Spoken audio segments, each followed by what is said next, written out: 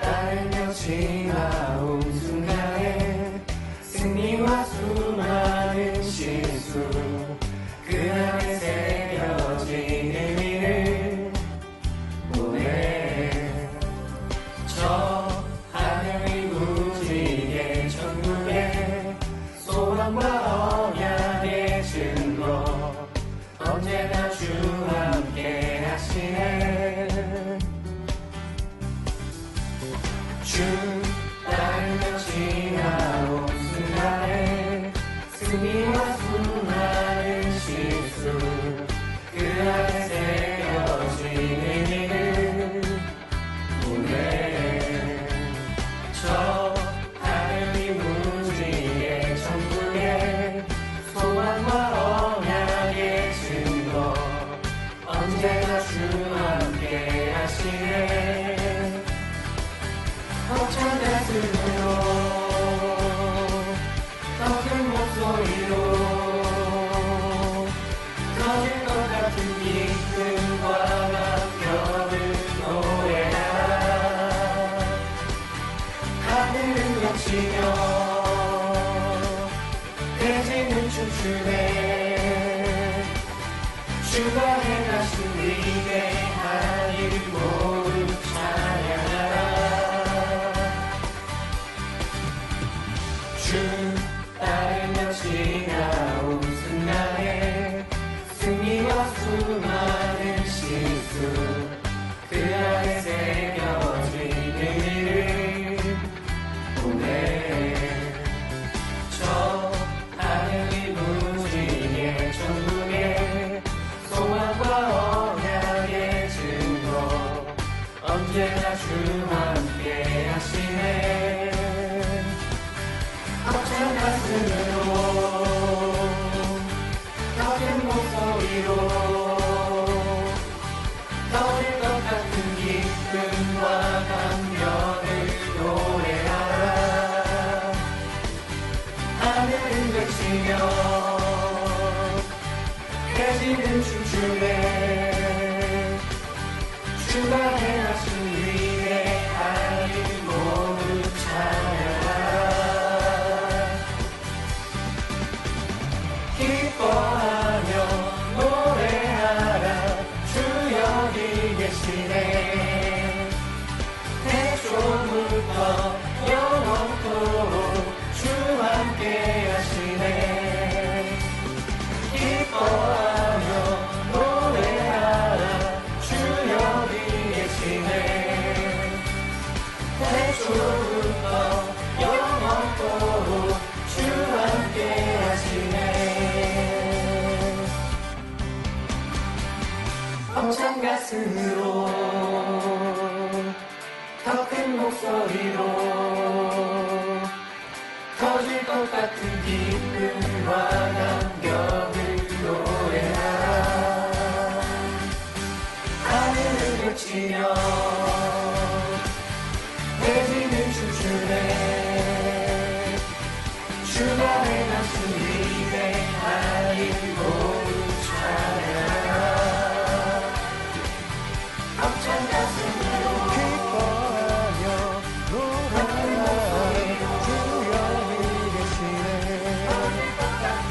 태초부터 영원토록 주 함께 하시네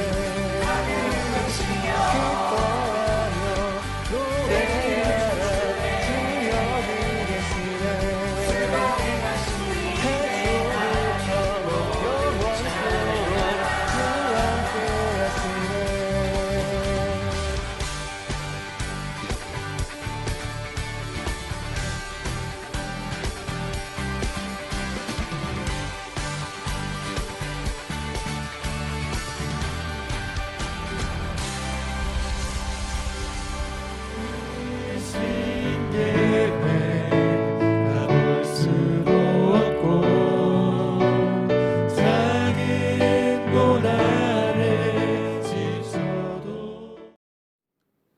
전능하사 천지를 만드신 하나님 아버지를 내가 믿사오며 그 외아들 우리 주 예수 그리스도를 믿사오니 이는 성령으로 잉태하사 동정녀 마리아에게 나시고 본디오 빌라도에게 고난을 받으사 십자가에 못 박혀 죽으시고 장사한 지 사흘 만에 죽은 자 가운데서 다시 살아나시며 하늘에 오르사 전능하신 하나님 우편에 앉아 계시다가 저리로서 산자와 죽은 자를 심판하러 오시리라.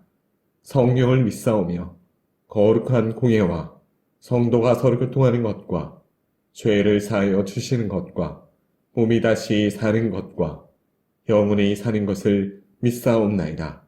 아멘.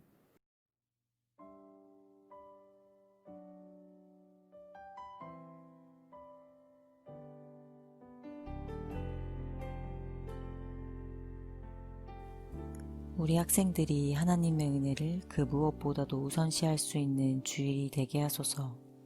걱정과 두려움 속에 하루하루를 보내고 있지만 그럼에도 불구하고 예배함으로 기쁨을 맛보는 주의 사랑하는 자녀 되게 하소서.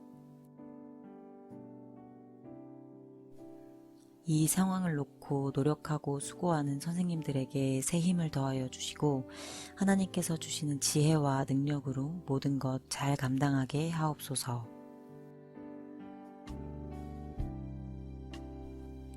가정과 학교, 직장 등 사회 경제적인 곳에서의 정리되지 않은 어려움이 조속히 해결되게 하시어 우리가 자리한 모든 영역에서의 삶을 지켜주시는 하나님을 경험하게 하소서.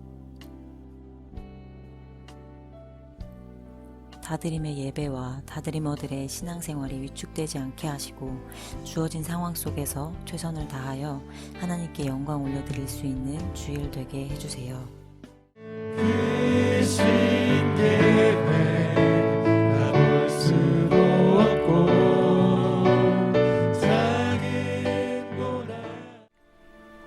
그러므로 너희는 이렇게 기도하라. 하늘에 계신 우리 아버지여, 이름이 거룩히 여김을 받으시오며 나라가 임하시오며 뜻이 하늘에서 이루어진 것 같이 땅에서도 이루어지이다. 오늘 우리에게 일용할 양식을 주시옵고 우리가 우리에게 죄 지은 자를 사하여 준 것 같이 우리 죄를 사하여 주시옵고 우리를 시험에 들게 하지 마시옵고 다만 악에서 구하시옵소서. 나라와 권세와 영광이 아버지께 영원히 싸움나이다. 아멘.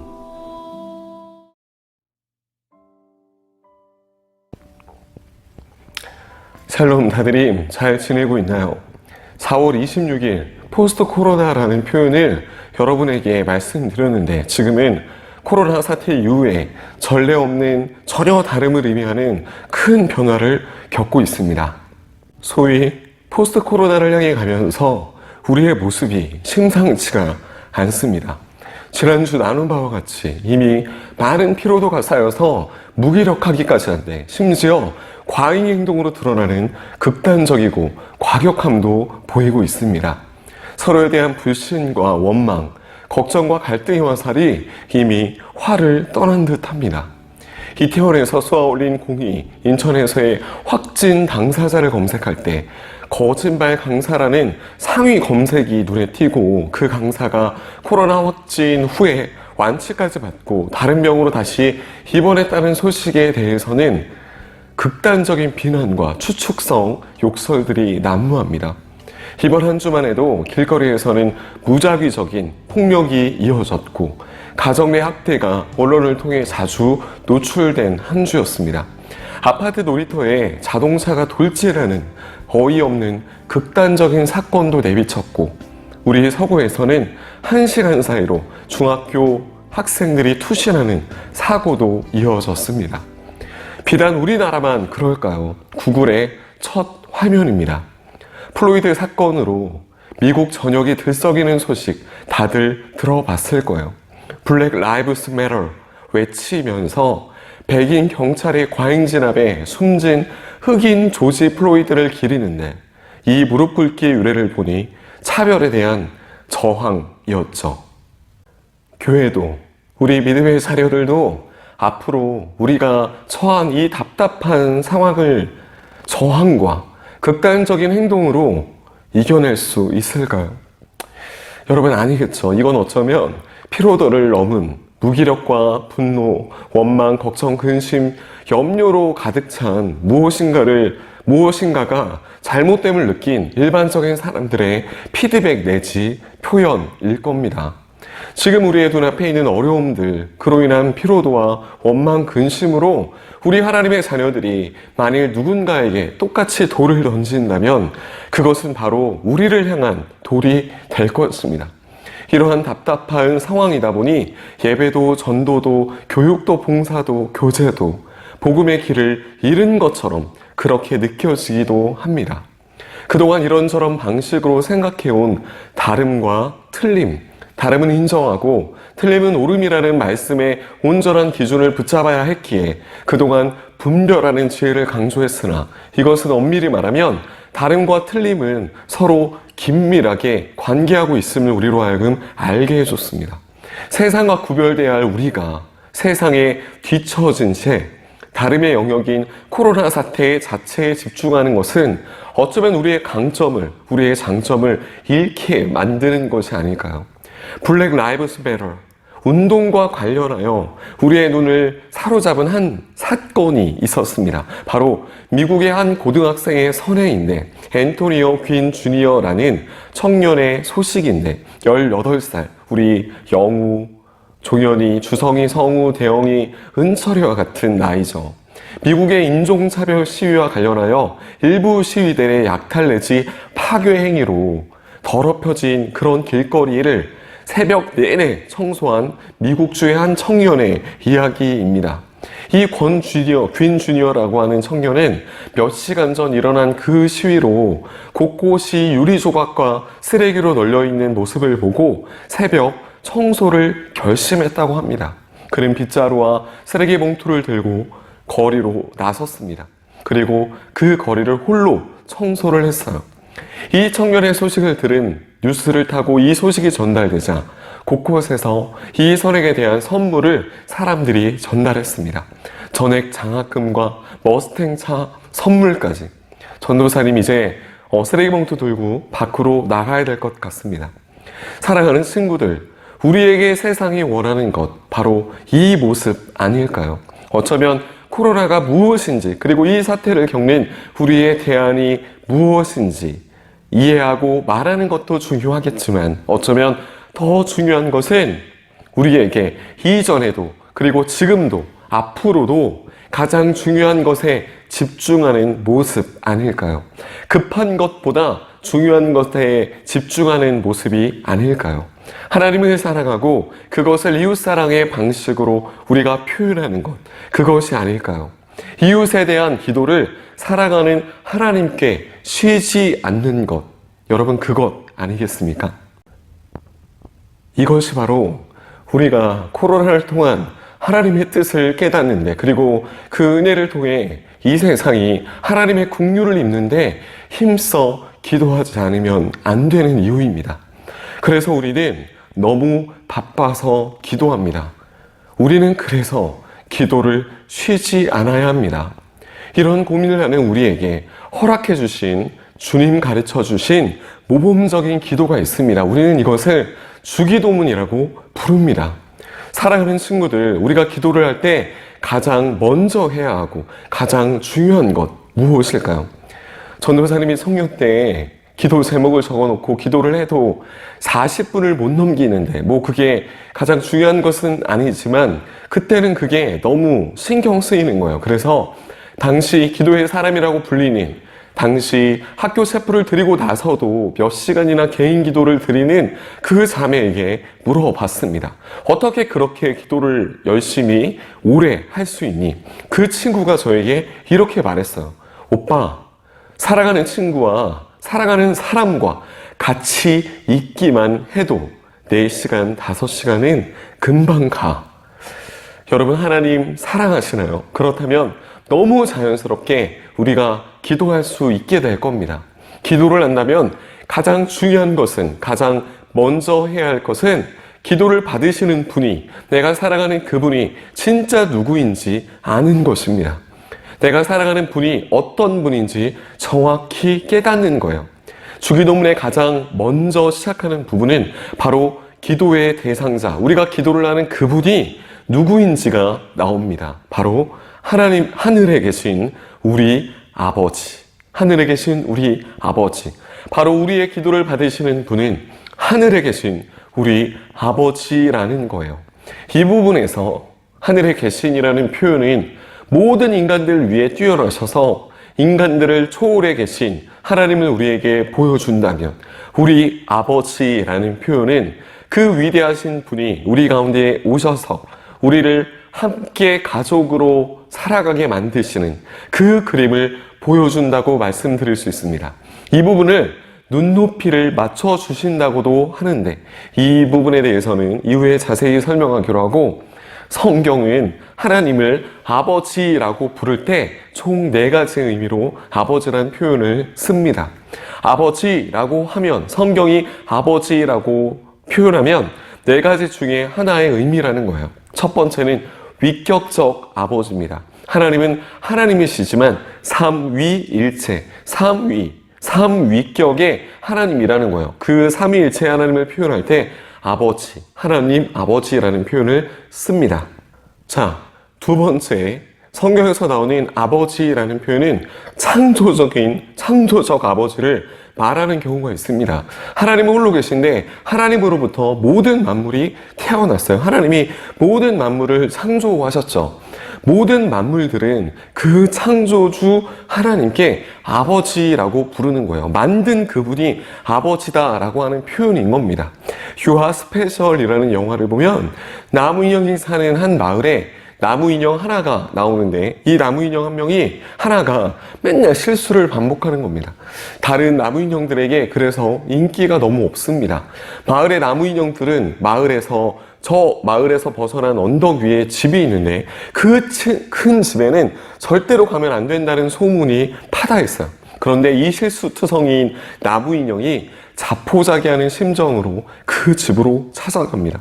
그곳에서는 나무 인형을 만들 수도 해체할 수도 있는 목수가 살고 있었어요. 결국 이 나무 인형 마을을 만든 사람이 살고 있었던 거예요.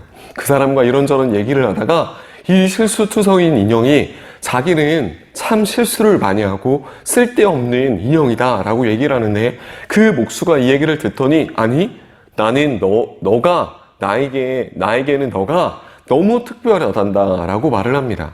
아니, 제가 실수투성이에 잘하는 것이 하나도 없는데 특별하다고요? 그랬더니 그분이 하는 말이, 그래, 너는 내게 너무 특별하단다. 왜냐면 내가 너를 만들었기 때문이야 라고 말을 합니다.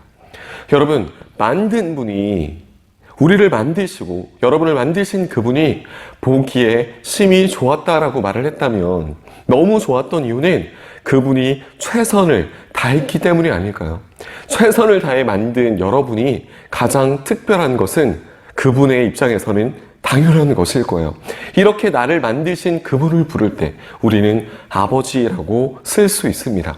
세 번째, 성경이 말하는 아버지라는 표현은 신정적 아버지라는 표현이에요. 하나님이 직접 다스리는 신정 정치를 의미하는 것으로 구약의 이스라엘 국가가 바로 우리 국가를, 우리 나라를 책임지시는 그분을 표현할 때 아버지라고 사용합니다. 이제 마지막으로 4번째 의미가 있는데요. 양자적 아버지로 쓰기도 합니다.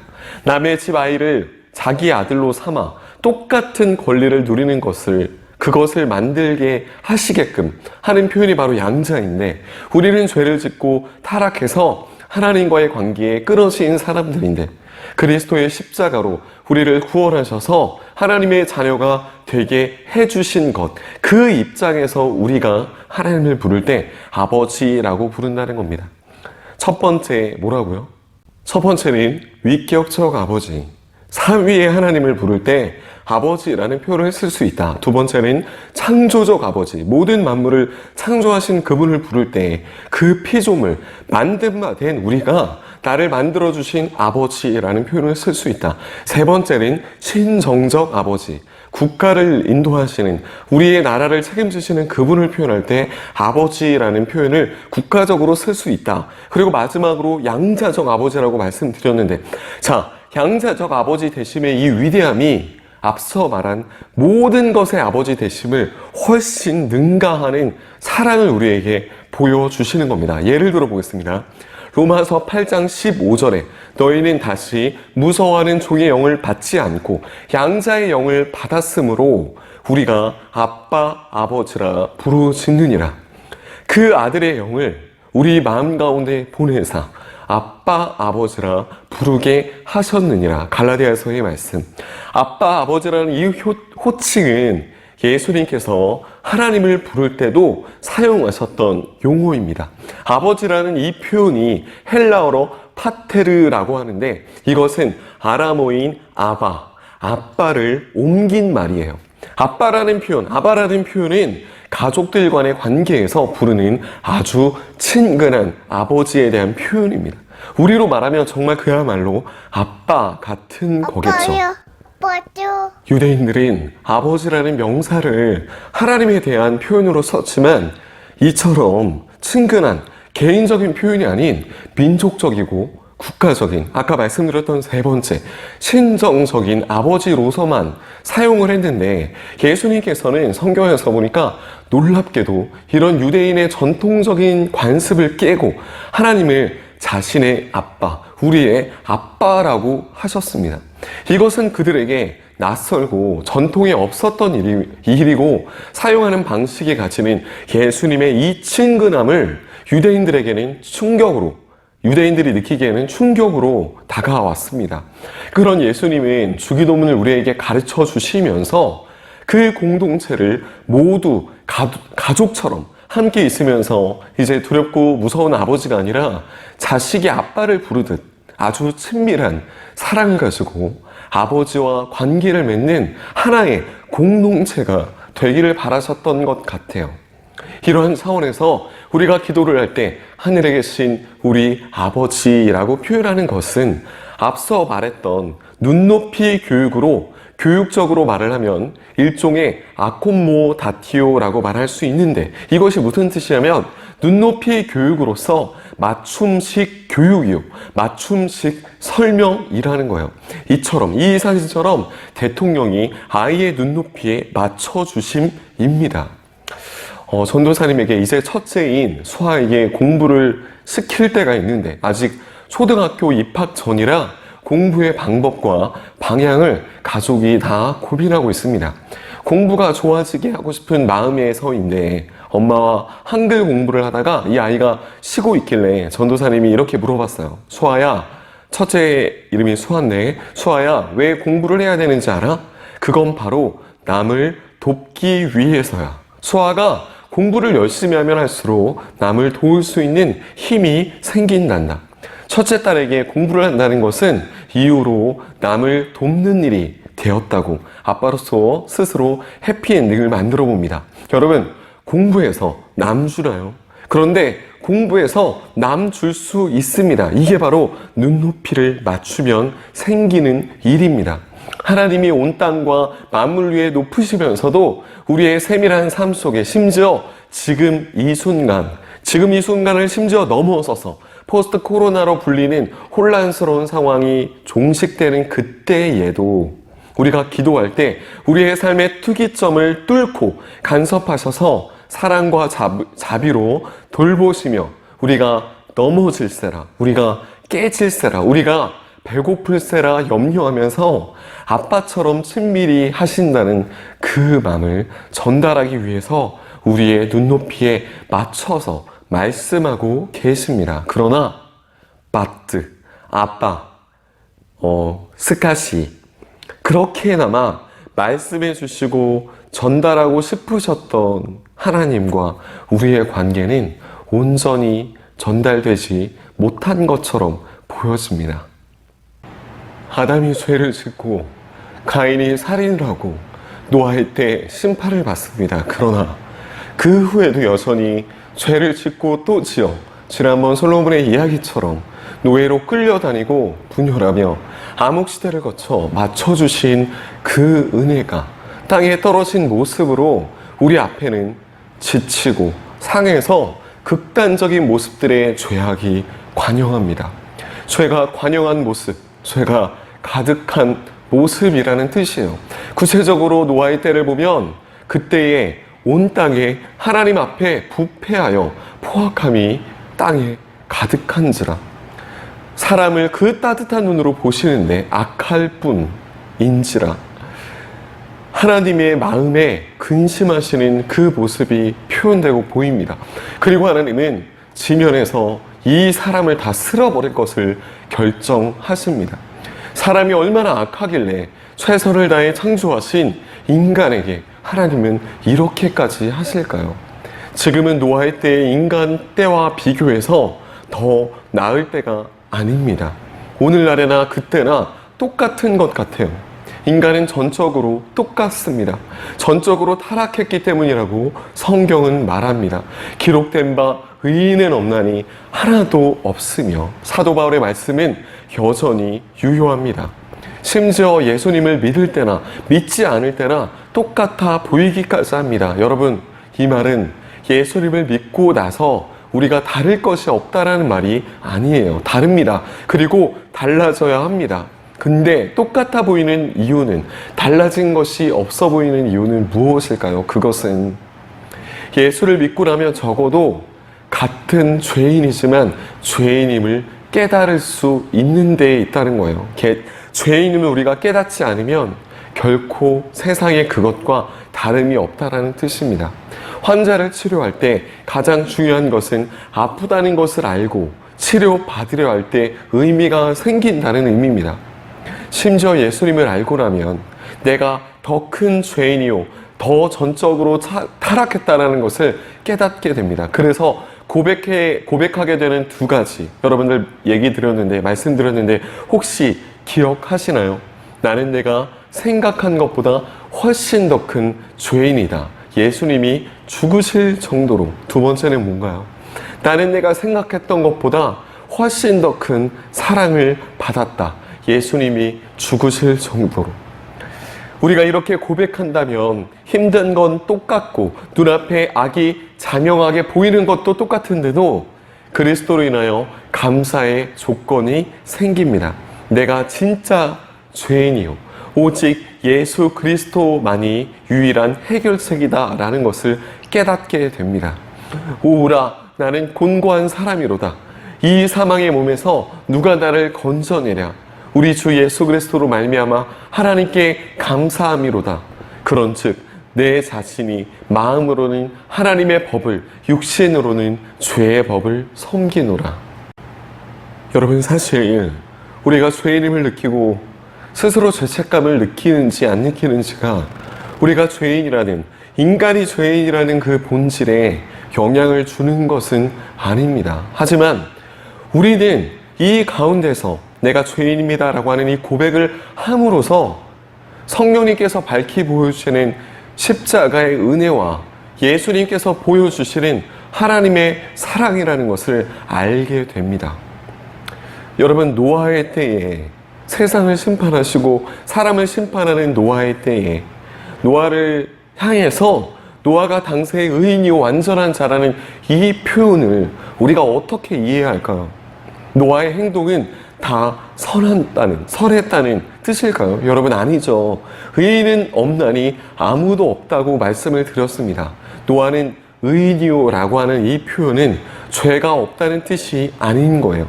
노아가 의인이라는 말은 그 의의 기준을 하나님의 언약, 하나님의 약속에 두고 언약 아래 하나님께서 친히 노아를 그 언약 아래 두셨다는 뜻입니다. 더 구체적으로 말씀드리면 죄악이 관영한 세상을 쓸어버리시고, 그러나 노아는 건지셨는데 이 건지심은 노아가 의인이라는 말이 아니라 하나님의 은혜를 입은 사람이다 라고 하는 뜻이라는 거예요. 노아가 죄가 없다는 것이 아니라 노아는 은혜를 입었고 다른 사람은 그 은혜를 경험하지 못했다는 뜻입니다. 노아가 무죄라서 심판을 면한 것이 아닙니다. 사랑하는 친구들, 우리는 전적으로 하나님의 은혜로 택함을 입고 예배를 드리고 있는 거예요. 하나님께서 주권적으로 노아의 방주와 같이 나를 살리길 원하셨습니다. 우리의 믿음을 보시고 우리를 살리시는데 이것도 허물과 죄로 죽은 죄인된 우리가 예수님을 믿을 수 있는 것을 뜻하는 게 아니라 하나님의 은혜로 나를 살리셨고 그 살린 자에게 은혜를 베푸시는, 그래서 믿음을 주시는 하나님의 주권과 하나님의 그 사랑이 드러나는 것입니다. 옛 세상을 용서하지 아니하시고 오직 의를 전파하는 노아와 그 7 식구를 보존하시고 경건하지 아니한 자들의 세상에 홍수를 내리셨으며 라고 성경은 말하고 있습니다. 여러분, 여기서 의를 전파하는 노아와 라고 하는 말이, 그 표현이 의역입니다. 의미를 가지고 해석한 거예요. 전파하는 이라고 하는 이 동사 형용사의 표현은 사실은 전파자라고 하는 명사의 어원을 가지고 있습니다. 즉, 의의 전파자 노아라는 뜻이에요. 의를 전파하는 노아가 아니라 의의 전파자 노아. 여러분, 이게 뭐가 다른가요? 의의 전파자라고 하면 노아가 의를 전파했다는 뜻이 되기도 하지만 그것의 의미가 아니라 노아가 하나님의 부르심을 입어 의를 전파하게 선택받았다라고 하는 뜻이 됩니다. 무한한 하나님의 계획이 계속 이어지도록 노아를 쓰셨다라고 하는 뜻이에요. 내가 그 둘 사이에 끼었으니 차라리 세상을 떠나서 그리스도와 함께 있는 것이 훨씬 더 좋으니라. 그렇게 하고 싶으나 내가 육신으로 있는 것이 너희를 위하여 더 유익이리라. 우리가 은혜를 입으면 세상과 그리스도 사이에서 우리는 망설일 이유가 없습니다. 어떤 것이 죄인지 어떤 것이 선인지 우리는 잘 알게 됩니다. 하지만 바울의 고백처럼 내가 육신으로 있는 것이 너희에게 유익이라, 이웃을 위하여, 다른 사람의 유익을 위하여, 우리도 이 세상을 떠나고 싶지만 그리스도와만 함께 하고 싶지만 해야 할 것이 있다는 뜻이에요. 어그러지고 구역질나는 이 세상에서 우리는 해야 할 것이 있습니다. 모든 사람을 사랑하고 차별 없이 모든 사람에게 그리스도의 복음을 전달하는 의의 전달자가 되어야 한다는 뜻이에요. 여러분, 잘 들어보세요. 하나님은 인간을 창조하시는데 먼저 남자를 창조하시고 아담을 창조하시는데 흙으로 빚으신 다음에 생기를 불어 넣으셔서 사람이 되게 하십니다. 두 번째 사람, 여자는 남자를 잠들게 한 다음에 그 사람의 갈비뼈를 취해서 다른 형태로, 다른 방식으로 창조하셨어요. 심지어 세 번째 사람, 가인은 생식적인 방법으로 창조하셨습니다. 여러분, 왜 그러셨을까요? 왜 이렇게 다르게 하실까요? 하나님의 무에서의 창조는 결국 한 사람만 만드셨던 거예요. 이후의 사람들은 바로 그 한 사람을 통한 관계로 만드셨습니다. 이것이 말씀하고 싶으신, 하나님께서 우리에게 전달하고 싶으신 뜻이 무엇일까요? 하나님은 우리를 창조하실 때 그 의도를 담아 놓으셨는데 모든 사람이 하나의 가족이 되기를 원하셨던 것 같아요. 아담을 통한 모든 사람의 그 관계 가운데 이루어진 창조로 관계하게 하시고 모든 사람이 가족이 되게 하셨다는 뜻입니다.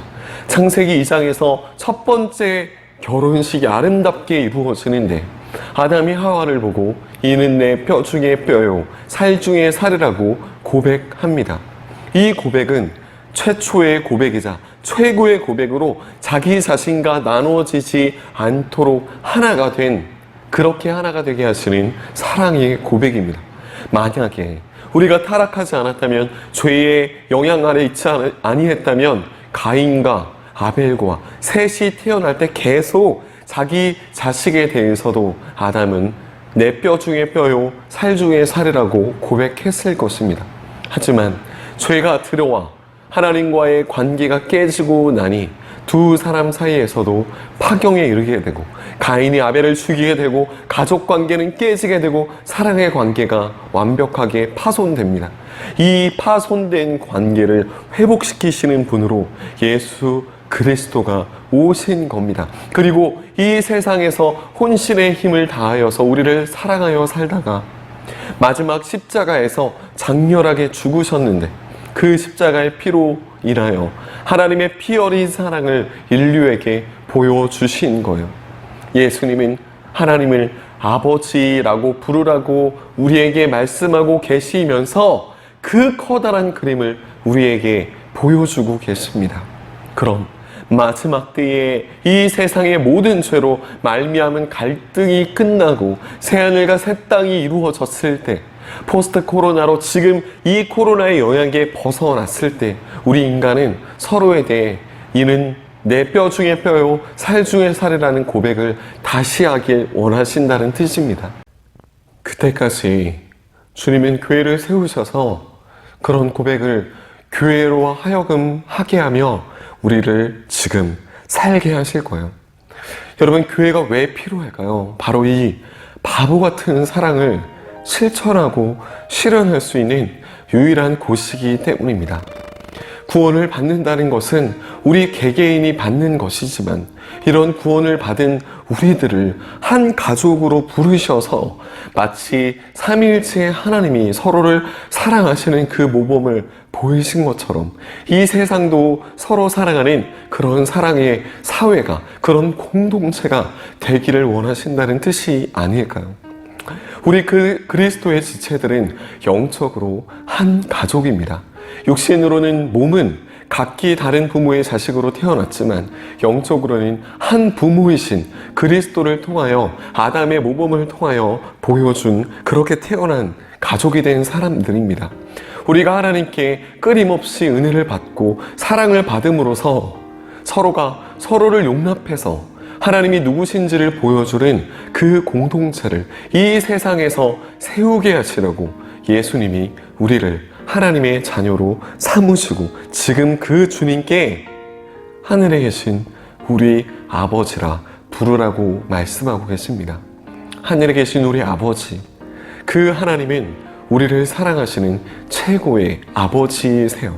그리고 인간으로 태어나 이 세상에서 우리가 누릴 수 있는 최고의 행복은 하나님이신 우리 아버지와 올바른 사랑의 관계를 맺고 하나님을 알게 된 다른 많은 사람들과 한 가족을 이루면서 영적인 행복을 누리며 사는 것입니다. 이것이 바로 하나님이 어떠한 분인지 정확히 알려주시어 우리에게 말씀하고 싶으셨던 부분 아닐까요? 사랑하는 다드림 친구들, 지금 우리가 정말 붙잡아야 할 것은 우리가 아무것도 할 수 없는 죄인이요 부족한 뿐인, 연약한 뿐인 타락이 내 안에 있음을 인정하는 자세입니다. 그것은 지금 이 코로나 사태의 한가운데서 더욱더 부각되고 우리에게 요구되는 자세라고 생각을 합니다. 아무것도 할 수 없어 오직 예수 그리스도를 통한 복음만을 붙잡을 때, 그로서 이 일을 통해 계획하고 계신 하나님의 주권이 드러날 것입니다. 세상이 악합니다. 어렵고 힘듭니다. 비포 코로나이든 포스트 코로나이든 악이 관영할 때입니다. 이 일들을 계기로 더욱 서로를 욕하고 아프게만 합니다. 노아가 의롭기 때문에 은혜를 입어 부르심을 입어 의의 전달자로 쓰인 것이 아니라 하나님이 부르셔서 그렇게 쓰였듯이 나 또한 사랑의 전달자로서 잠잠히 부르심에 합당한 자세로 나아가를 한 주가 되어지길 원합니다. 이 시기에 급한 것에 휩쓸려 아주 중요한 것을 놓치지 않길 바랍니다. 세상이 교회를 향해 그러하듯 우리도 세상을 향해 손가락질 하지 않길 바랍니다. 내가 천사의 말을 한다 해도 사랑이 없으면 아무것도 아님을 알아. 우리는 그래서 그 사랑을 들고 하나님께 기도하길 원합니다. 우리 아버지의 이름을 부르길 원합니다. 오늘도 그 기도 가운데 유일한 다리 놓는 사람이 되어주신 우리의 중보자 예수 그리스도의 이름으로 오늘도 여러분을 사랑하고 축복합니다. 아멘.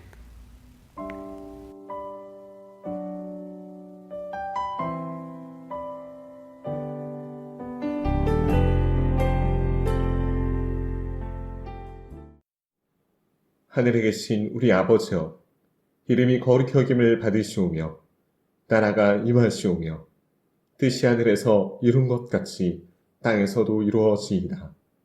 오늘날 우리에게 일용할 양식을 주옵시고 우리가 우리에게 죄 지은 자를 사하여 준 것 같이 우리 죄를 사하여 주옵시고 우리를 시험에 들게 하지 마옵시고 다만 악에서 구하옵소서. 대개 나라와 권세와 영광이 아버지께 영원히 있사옵나이다. 아멘.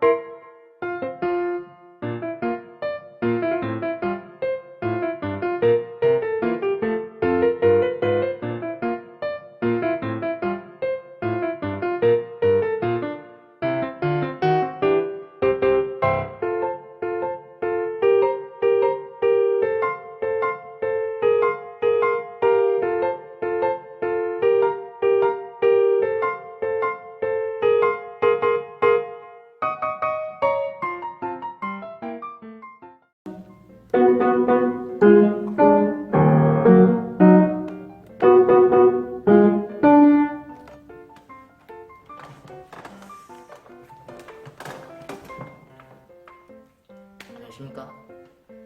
저는 다드림에서 제일 중요한 양한울입니다. 제가 우리 김승교 때문에 제가 또 이렇게 영상을 찍게 되었습니다. 요즘 코로나가 터져서 교회도 못 나오고 예배도 못 나오고 그렇죠? 근데 저는 코로나 터지고 베트남에서 안전하게 있었습니다. 베트남이 심해지면 저는 한국에 있었죠.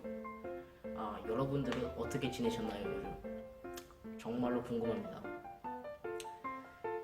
이제 코로나도 이제 잠잠해지면 다시 모여서 교회도 나오고 예배도 나오고 그렇게 지냈으면 좋겠습니다. 이제 뭐 승교도 좀 보고 싶고 선생님들도 이제 보고 싶고 이제 모든 사람들 다 보고 싶습니다. 이제는.